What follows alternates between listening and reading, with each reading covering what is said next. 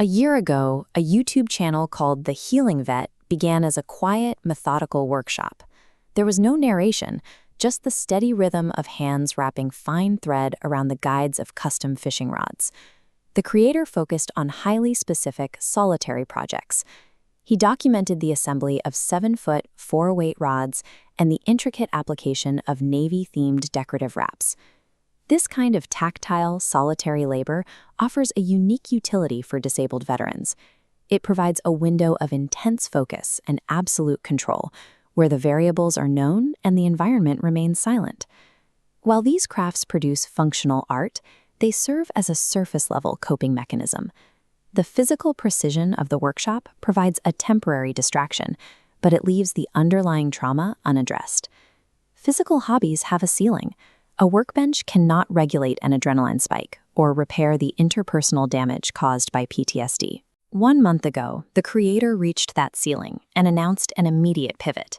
He posted a simple update. "Today I am switching content to self-help kind of thing for dealing with disabilities." He dropped the physical tools to begin the psychological work of recovery, moving the channel from the safety of the workshop into the reality of the mind. In this new phase, the creator argues that traditional clinical methods often overlook the biological reality of severe anxiety in veterans. He introduced a different kind of tool for managing that biology, the intervention of a specialized service dog. During a trauma trigger, adrenaline levels spike, releasing specific scent molecules. The dog tracks this hidden canine matrix, and its behavioral response forces the adrenaline curve to flatline before the veteran registers the panic. By relying on this biological partnership, the veteran moves from isolating labor to an active, life-saving collaboration. Managing internal chemistry is only the first step. The channel also focuses on identifying and neutralizing external psychological threats. Traumatic brain injuries and PTSD can wear down cognitive defense mechanisms. This exhaustion leaves survivors vulnerable to external manipulation and patterns of narcissistic abuse. The creator warns his audience about specific behavioral traps, such as tactics used by manipulators to shift responsibility back onto the victim. He breaks down the anatomy of a weaponized apology. A transgression is followed by a hollow apology, which is then used as a pivot to reverse guilt and end in victim blaming. Recovery requires constructing a rigid psychological armor to prevent this kind of further exploitation. To teach these lessons, the creator adopted a raw, unfiltered communication style. He operates on the premise that every unedited thought must be spoken aloud as it occurs.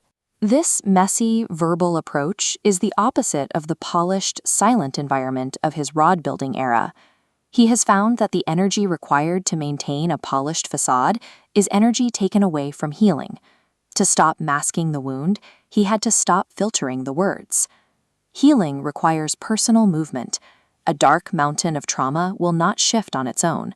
The survivor is the only thing that moves. This new, vulnerable format draws fewer views than the fishing content, but it has created a micro-community where the personal stakes are life-altering. This approach is not without a cost.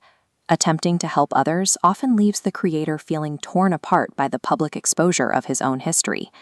He traded the safety of a niche hobby to build a communal lifeline for other veterans.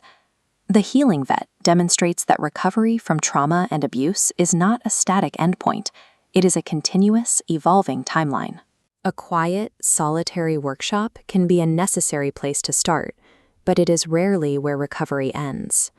Healing happens when the survivor stops putting the pieces back together in secret and begins the work of speaking honestly about how they were broken.